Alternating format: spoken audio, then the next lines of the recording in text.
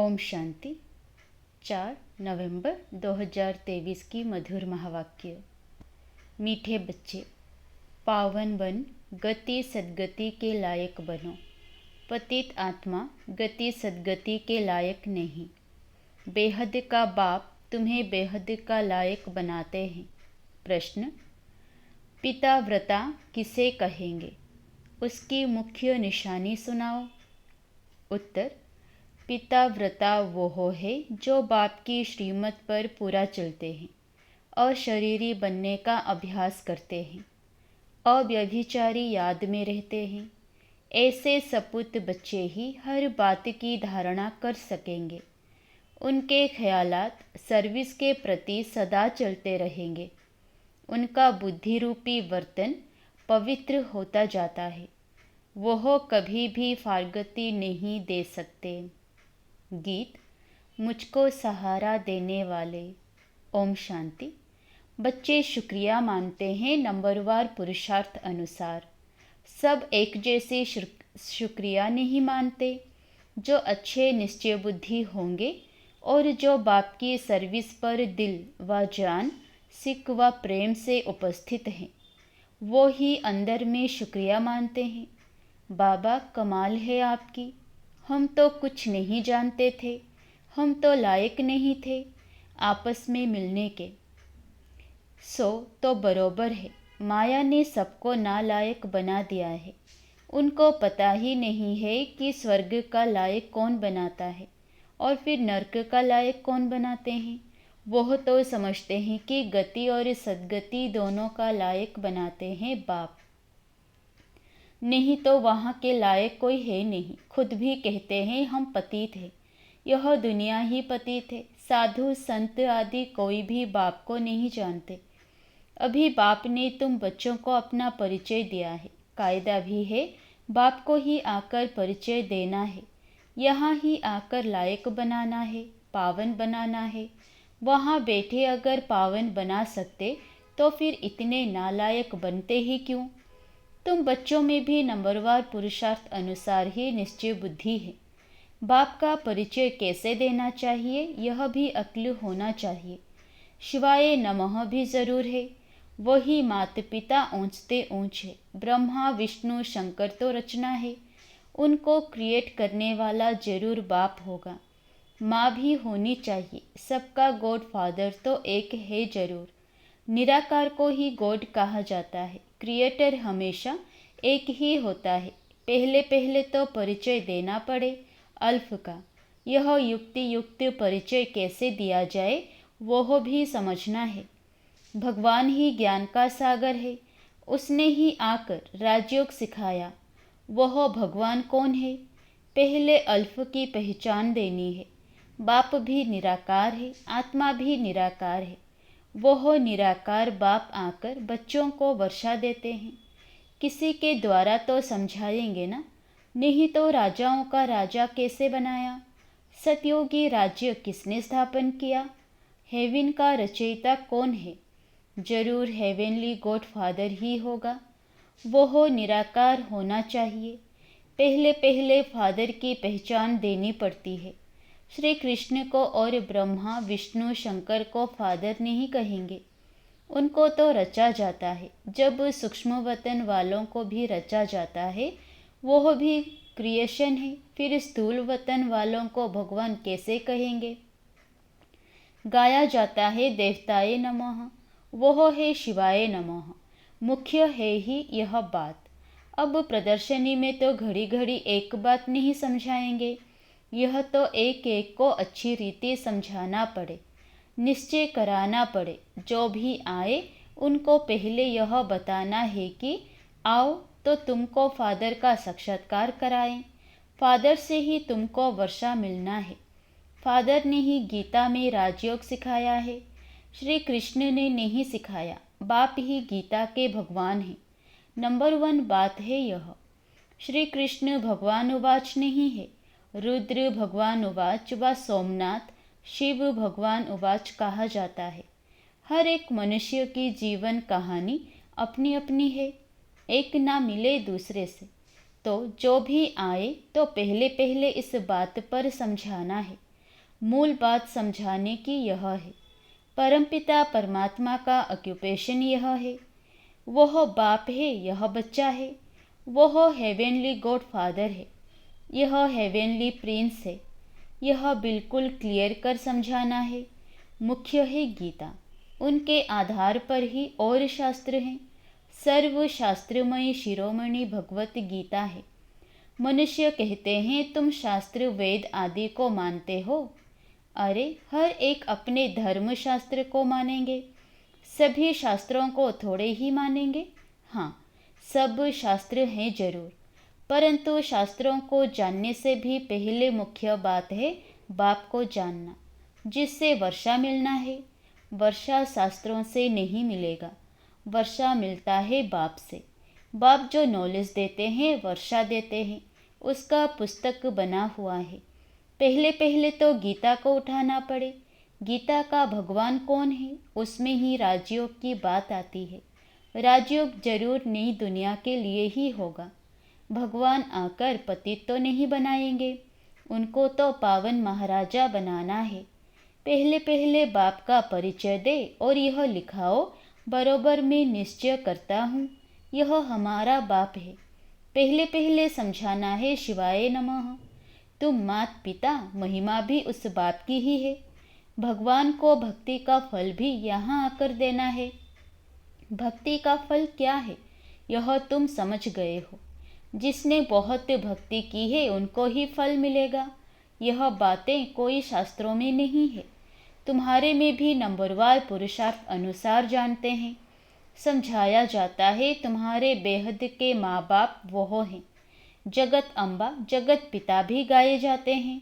Adam और ewe तो मनुष्य को समझते हैं, ईव को मदर कह देते।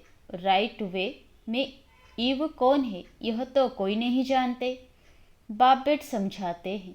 हाँ, कोई फट से तो नहीं समझ जाएगा, पढ़ाई में टाइम लगता है, पढ़ते पढ़ते आकर बैरिस्टर बन जाते हैं। एम ऑब्जेक्ट जरूर है, देवता बनना है तो पहले पहले बाप का परिचय देना है। गाते भी हैं तुम मात पिता, और दूसरा फिर कहते हैं पतित पावन आओ। तो पतित दुनिया और पावन दुनिया किसको कहा जाता है? क्या कलयुग अभी 40,000 वर्ष और रहेगा? अच्छा, भला पावन बनाने वाला तो वह एक बाप है ना। हेवन स्थापन करने वाला है गॉड फादर। श्री कृष्ण तो हो न सके, वह तो वर्षा लिया हुआ है। वह श्री कृष्ण हेवन का प्रिंस है और शिव बाबा हेवन का क्रिएटर है। वह है क्रिएशन फर्स्ट प्रिंस। यह भी क्लियर कर बड़े बड़े अक्षरों में लिखना चाहिए तो तुमको समझाने में सहज होगा। रचयिता और रचना का मालूम पड़ जाएगा। क्रिएटर ही नॉलेजफुल है, वही राजयोग सिखलाते हैं। वह कोई राजा नहीं है, वह राजयोग सिखलाए राजाओं का राजा बनाते हैं।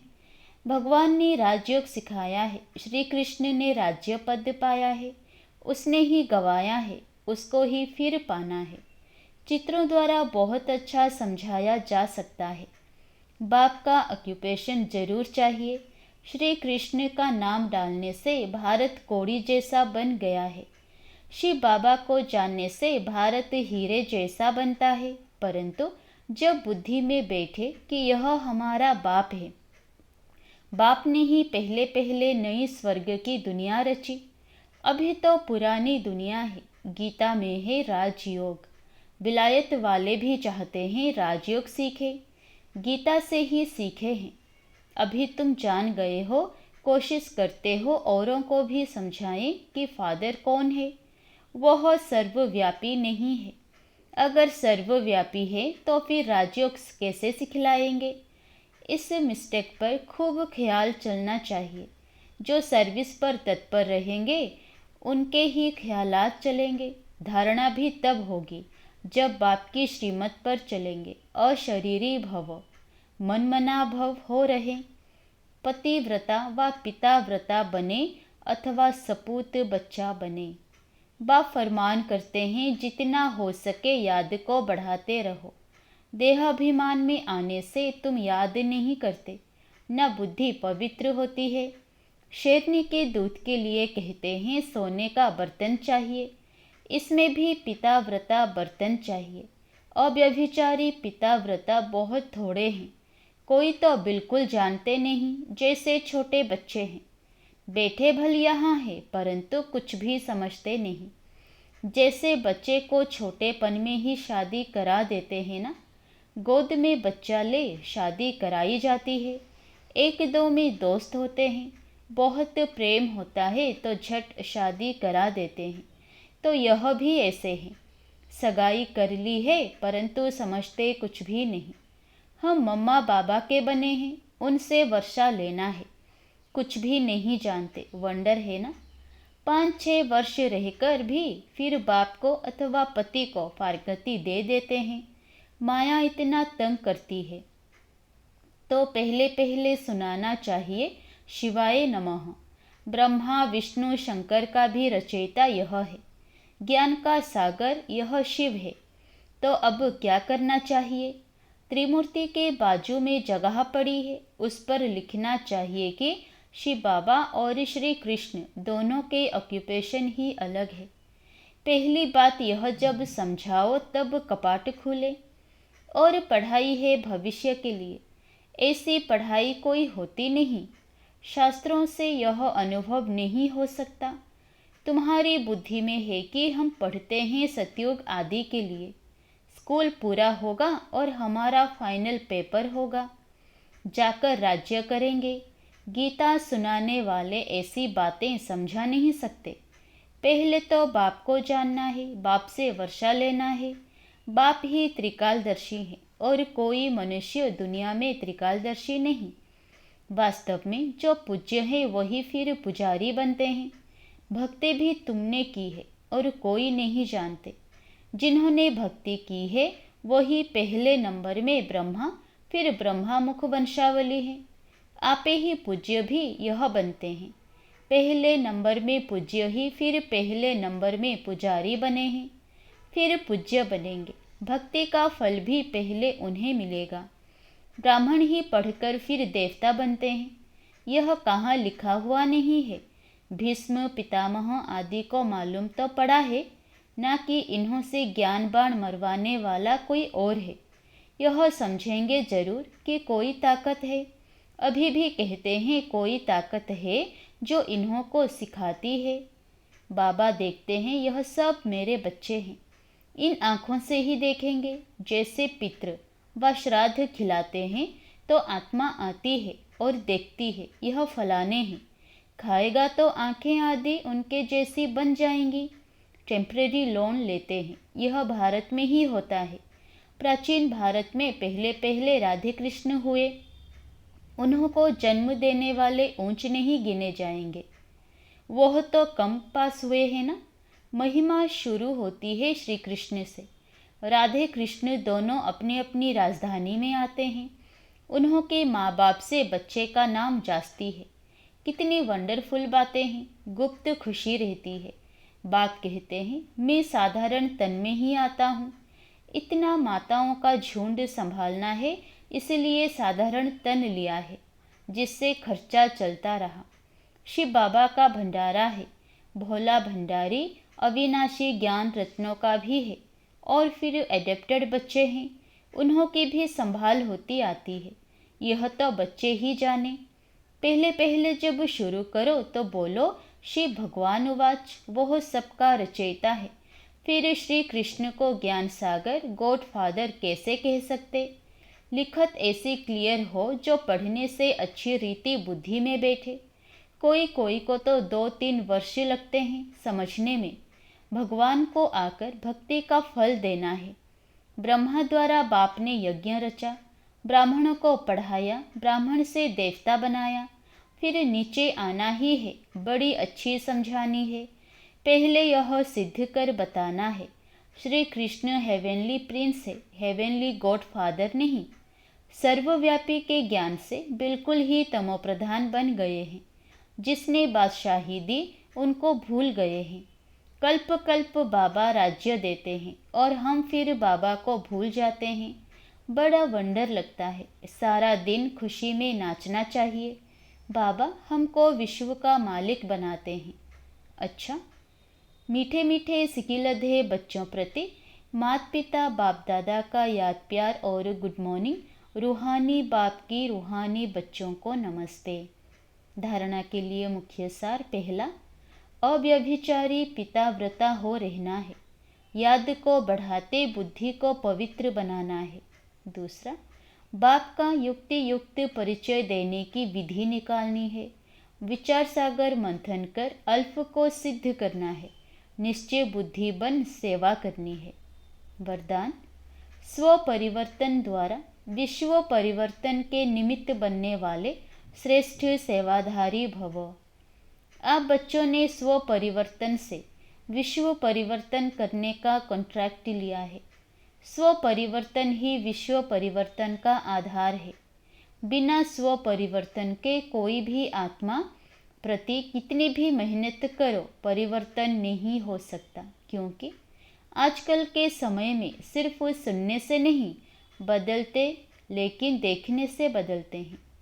कई बंधन डालने वाले भी जीवन का परिवर्तन देखकर बदल जाते हैं। तो करके दिखाना, बदल कर दिखाना ही श्रेष्ठ सेवाधारी बनना है। स्लोगन, समय, संकल्प और बोल की एनर्जी को वेस्ट से बेस्ट में चेंज कर दो तो शक्तिशाली बन जाएंगे। अच्छा, ओम शांति।